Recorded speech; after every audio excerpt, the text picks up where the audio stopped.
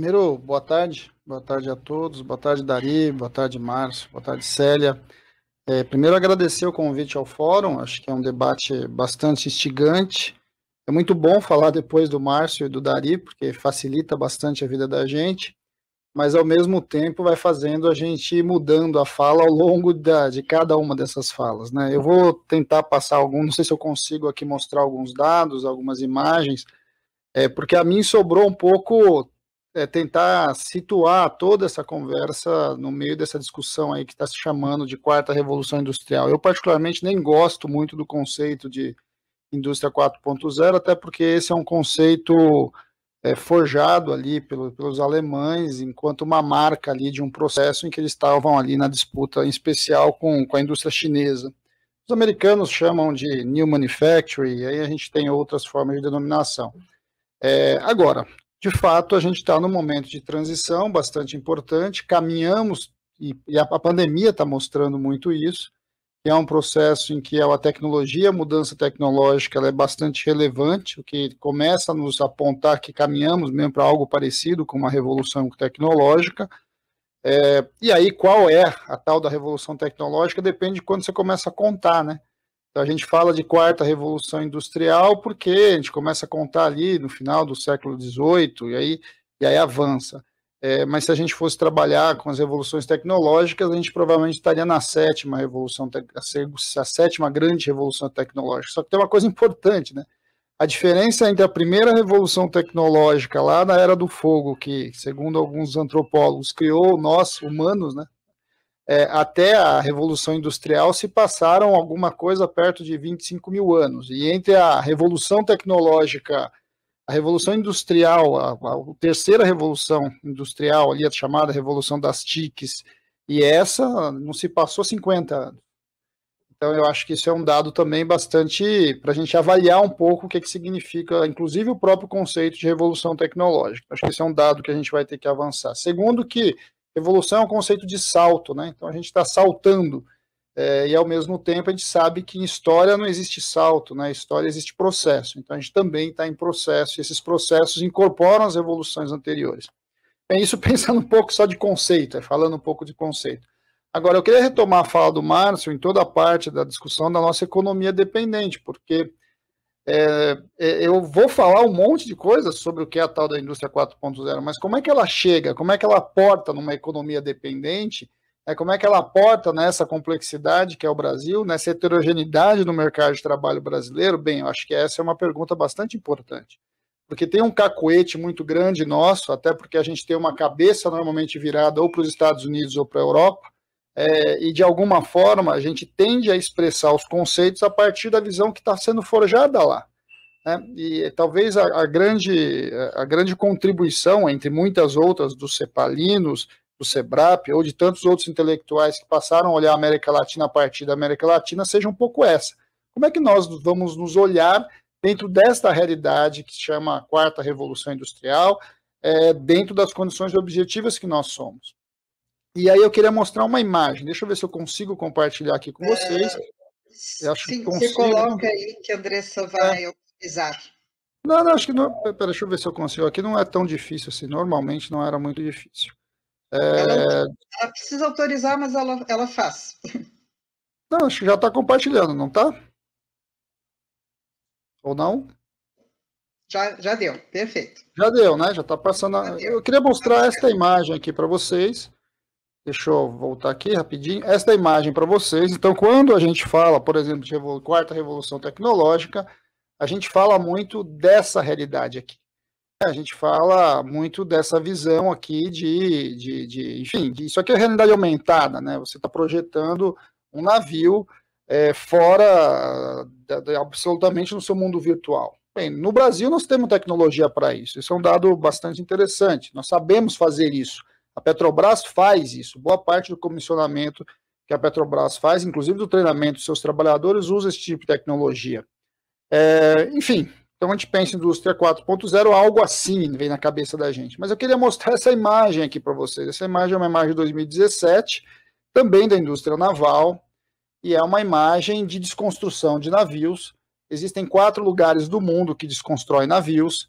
E esses 4 lugares do mundo que desconstroem navios desse jeito, em que a tecnologia utilizada, mais avançada, é uma marreta e um maçarico. Bem, por que eu trago sempre essa imagem todas as vezes que eu vou conversar sobre isso? Bem, são as duas pontas de uma indústria importante, que é a indústria naval, que usa a alta tecnologia em vários processos, teria tecnologias muito diferentes para fazer a desconstrução, e a pergunta que eu deixo aqui é por que a gente vai usar esta tecnologia tão arcaica que está ali vinculada quase à nossa primeira revolução tecnológica, né, ou a segunda, talvez. Ou seja, isso tem a ver com a forma como você apropria de um lado e de outro, como é que você vê as questões, como é que de fato a gente tem uma realidade que o sistema capitalista se apropria da tecnologia quando lhe interessa. Quando não lhe interessa, ele simplesmente usa o modelo anterior. Regiões como essa, normalmente 2 na Índia e 1 em Bangladesh, por exemplo, eles operam ali com uma legislação trabalhista quase nula, controles de saúde e segurança quase inexistentes e um sindicato relativamente muito frágil, organização de trabalhadores muito frágil. Nessa realidade, quase todas as famílias tiveram trabalhadores que foram perdidos na sua vida, ao longo do trabalho, e quase todos são trabalhadores mutilados. Bem, só para lembrar, uma das propostas do governo Bolsonaro para os nossos estaleiros é desconstruir navios. Então, isso é um pouco a sinalização que a gente tem quando a gente olha, então, essa entrada da chamada quarta revolução industrial. O que vai chegar aqui no Brasil? Acho que essa é uma pergunta que eu deixo. E com esta realidade que o Márcio, o Dari falou bastante, que é essa heterogeneidade do mercado de trabalho. Eu não vou entrar número a número, senão eu gastaria os 20 minutos só falando desses números, mas, objetivamente, nós estamos falando deste núcleo muito pequeno, que significa em torno de 30% do mercado de trabalho, que teoricamente estaria, de alguma forma, relacionado com essa questão aí da alta tecnologia, da tecnologia, ou pelo menos do mercado formal de trabalho.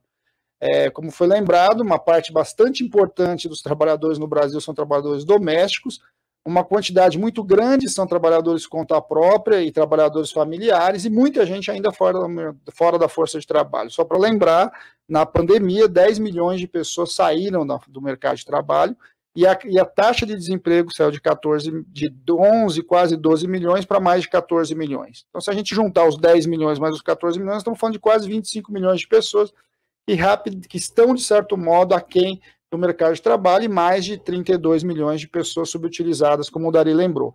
É nessa realidade que vai chegar, ou que está chegando, a indústria 4.0. Características importantes para a gente pensar essa quarta revolução industrial, que eu quero chamar a atenção. Primeiro é a redução, a gente tem um problema de análise, quando a gente debate isso, é porque nós ainda usamos categorias do século XX para compreender a revolução do século XXI. Isso é, para mim, bastante importante. Em que sentido?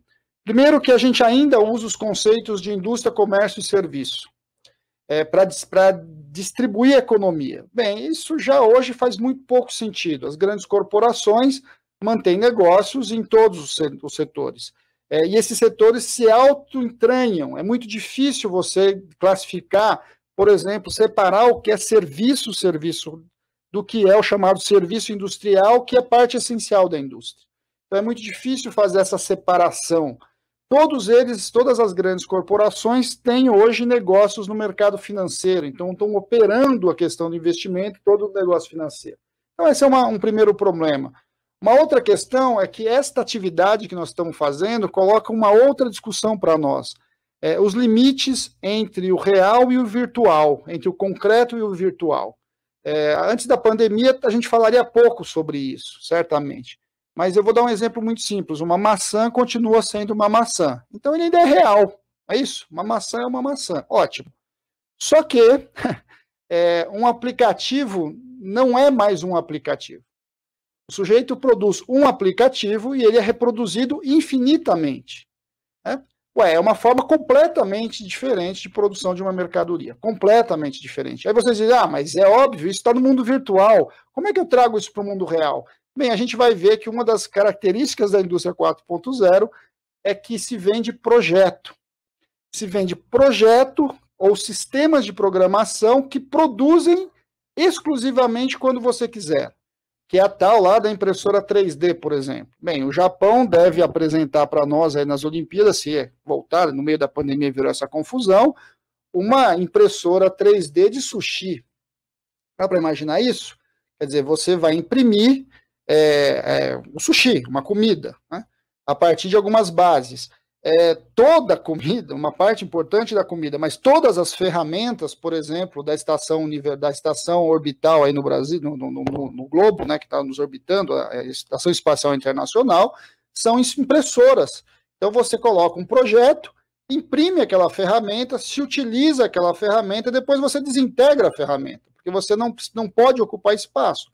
Bem, isso altera o conceito de real e virtual. E para a gente é muito importante no momento em que tudo é substituível. Tudo absolutamente é substituível num prazo de tempo muito curto. Um celular hoje dura, em média, 2 anos, só para ter como exemplo. Então, eu acho que isso são questões que nos colocam desafios bastante grandes para pensar essa tal de revolução, quarta revolução industrial. Eu não vou entrar aqui, já falei um pouquinho aqui para vocês, já foi falado bastante sobre esses momentos. Chama a atenção que aqui na terceira nós chamávamos de revolução das TICs, e agora a grande questão da quarta revolução industrial, ela passa pelo compartilhamento ou por um passo diferente no conceito de inteligência e conhecimento. E aí é um pouco desses dramas todos que a gente está falando. Chama atenção o quê? Chama atenção da gente nessa discussão a questão das redes neurais, uma discussão pesada aí de tecnologia, de um lado, com o outro com os chamados sistemas inteligentes ou inteligência artificial e sistemas que se conversam. Ou seja, os limites entre as máquinas estão sendo rompidos e esses limites entre as máquinas, elas proporcionam uma outra visão, é muito difícil daquilo que a gente compreende. Quem vem discutindo, por exemplo, rede social, vai entender um pouco o que eu estou falando, quer dizer, tudo que a gente faz hoje na rede é sistematizado em grandes bases de informação que definem a forma das empresas produzirem e as mercadorias que serão geradas. Influenciam, inclusive, a própria política. A gente viu essa discussão em 2018, a discussão da eleição do Trump e assim sucessivamente. Quer dizer, como é que essas grandes redes de informação estão alterando a forma de se produzir e de reproduzir o social. Então, acho que esse é um debate que está colocado aí como dilema. A outra grande separação que eu queria chamar a atenção é que a gente também opera a ideia da indústria, da quarta revolução industrial, a partir da ideia da máquina. A gente ainda pensa em máquina. E a gente meio que dissocia, por exemplo, né, você da área de saúde, que muita gente da área de saúde, a gente desassocia a quarta revolução industrial de todo o complexo biológico, quando que também não é verdade, porque essa é uma outra barreira que está sendo quebrada. A relação entre a máquina e o biológico começa um processo avançado de fusão. E aí toda a discussão do genoma, toda a discussão da produção de materiais, de tecnologias e etc., que dialogam com o biológico. Isso faz parte da quarta revolução industrial. Nós não podemos separar isso como se nós estivéssemos falando só da fábrica, da indústria. Nós estamos falando de tudo isso. E aí eu vou voltar à primeira revolução tecnológica para concluir essa parte. Tem um texto muito interessante, chama um livro de um antropólogo americano, chama Pegando Fogo. Quem quiser, vale a pena ler, muito agradável, pequenininho, mas a tese dele é uma tese muito interessante. Ele mostra como o fogo criou o homem, né? O domínio do fogo criou o ser humano como nós conhecemos. E não o oposto. Não é o ser humano que criou o fogo, que domesticou o fogo. Porque foi a partir do cozimento do alimento que nós aumentamos a nossa massa cerebral de um lado e de outro, a partir do cozimento, nós diminuímos o tempo de procura de absorção de nutrientes e de procura de comida. E isso alterou a forma como a organização da sociedade e alterou a forma propriamente corporal, biológica de nós humanos. Bem, isso pode ser falado em uma série de outras revoluções. Por que eu estou chamando a atenção disso? Porque também esta revolução começa a alterar as formas como nós nos compreendemos como seres humanos. E os limites entre o ser humano e a máquina. Isso é um debate bastante longo, que eu acho que coloca o dilema, inclusive, da ética. Qual que é o problema do carro autônomo hoje? O problema do carro autônomo não é tecnológico. O problema do carro autônomo hoje ele é filosófico. Ou seja, por que ele é filosófico? Porque imaginem os senhores, né? A gente está lá sentado num carro autônomo e, de repente, uma criança corre no meio da rua. E a máquina tem que tomar a seguinte decisão: atropela a criança, desvia para a esquerda, desvia para a direita e mata um pedestre, ou desvia para a esquerda e mata o motorista. Bem, isso é um problema filosófico. A máquina vai ter que escolher. E ela vai escolher a partir das escolhas que nós a programarmos. Agora a pergunta é: nós vamos a programar ou ela se autoprogramará a partir de uma série de inserções de informações que ela vai coletando por vários outros sistemas? Bem, isso é o que está posto para nós enquanto indústria, enquanto discussão, pensando esse novo mundo. Só para encerrar minha fala, eu não vou entrar em todos os debates, todos os detalhes, mas eu queria mostrar só uma coisa. Aí a gente entra no nosso dilema, que é Brasil, né? Enfim, aí pensando em Brasil, qual que é o nosso drama? Bem, a participação da indústria no PIB vem reduzindo muito rapidamente, o nosso investimento em P&D é muito baixo, enquanto os Estados Unidos investe $500 bilhão por ano, a gente investe 39. A China investe a mesma, um pouco menos do que os Estados Unidos, então isso nos coloca num lugar muito diferente desse debate. Nós estamos em 62º no índice global de inovação, no índice de 131 países, ou seja, nós somos aí no meio, muito longe de quem está fazendo a discussão tecnológica efetiva. Bem, os nossos gastos por milhão, né, pegar uma relação, né, para dizer em relação a nós gastamos ali alguma coisa em torno de 700 por milhão por habitante, contra $6.400 na Coreia do Sul.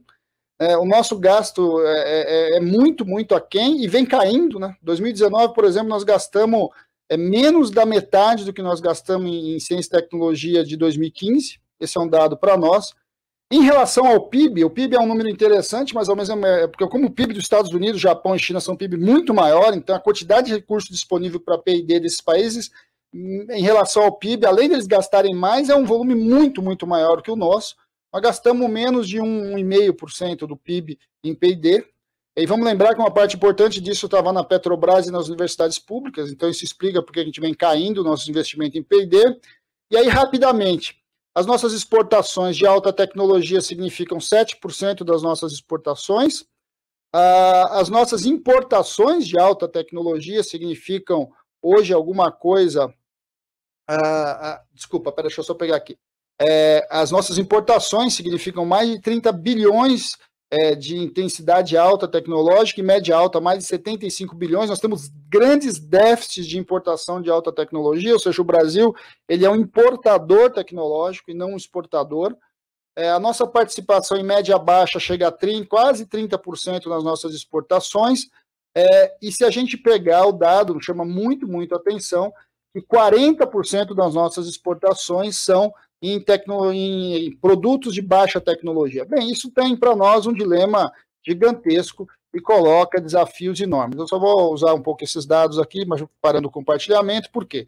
Porque eu acho que este é o nosso debate, ou seja, existe uma fronteira tecnológica, uma mudança que é revolucionária, gigantesca esse debate, de um lado, mas de outro, nós vamos entrar muito na fala do Márcio, principalmente, nós estamos entrando como o Brasil pós-crise dos anos 80 do século passado, e como o Dari lembrou, a gente pulando aí as escolhas que nós temos nos 90. Nós estamos voltando para uma espécie de neocolonialismo, da qual alguma coisa perto de 20% a 30% da população brasileira vai, de alguma forma, obter trabalho, obter renda, obter conforto a partir da quarta revolução tecnológica, e o resto do Brasil vai viver os dilemas e os dramas dessa revolução tecnológica, que o Dari falou bastante, que é falta de emprego, não adequação com a relação tecnológica que está lá, e em vez de ela nos ajudar, ela vai nos ampliar o nosso processo de exploração. E aí os apps, foi falado também longamente pelo Dari, é algo que está colocado para nós. É um jeitinho, não só de você camuflar a discussão ali da precarização, mas no final das contas é uma forma de você estar criando, por exemplo, um processo de sobrevivência para uma classe média baixa, que vai ingressar rapidamente na classe baixa por conta dessa quarta revolução industrial. Só para terminar, só para lembrar, eu acho que tem uma potência de discussão política ali, porque até então as revoluções tecnológicas elas atingiam em grande medida o impacto do trabalho no mundo ali, no mundo dos trabalhadores braçais aí, dos trabalhadores manuais e de alguns segmentos ali um pouco acima disso. Essa revolução pega diretamente a classe média. Nós estamos falando de professores, nós estamos falando de advogados, nós estamos falando de médicos, nós estamos falando de um conjunto de profissões que, teoricamente, sempre se sentiram protegidos da revolução tecnológica. E essa revolução vai passar por cima desse chamado trabalhador intelectual e que, de alguma forma, vai ter que se haver com os dilemas de processos de exploração que a gente assistiu na classe trabalhadora em geral. Bem, ali talvez tenha um espaço para a gente fazer um debate mais sério sobre renda básica de cidadania, sobre modelos de equilíbrio desse processo, minimamente manutenção de espaços e escolhas que a gente faz. Por fim, a entrada da tecnologia não é necessariamente obrigatória da forma como as pessoas imaginam, ela é sempre uma escolha social. Eu gosto de usar o exemplo do sujeito que coloca gasolina no nosso carro, o frentista de posto. Bem, o frentista de posto poderia ter deixado de existir há muito tempo, há pelo menos uns 50 anos. Agora, a nossa sociedade se recusa a colocar a mão da bomba de gasolina e, a partir disso, ele continua existindo. Então, é uma escolha social. Os trocadores, né, os cobradores de ônibus, continuam existindo por uma escolha política, né, porque os sindicatos dos condutores sempre teve muito peso e conseguiu manter essa profissão. Então, temos aí um espaço bastante interessante para ver como é que essa tecnologia vai chegar. Agora, vai chegar nas condições que foi lembrada pelo Márcio e pelo Dari, e eu acho que sem um projeto maior, a gente vai ter bastante problema nesse momento que a gente já está vivendo. E a pandemia, gente, só acelerou tudo isso. Inovações que a gente levaria 10 anos, 15 anos para ser implementadas, estão sendo implementadas ao longo desses 2 anos, em especial as tecnologias maduras. Então, se eu puder terminar, agradeço o debate e estamos aí abertos às questões.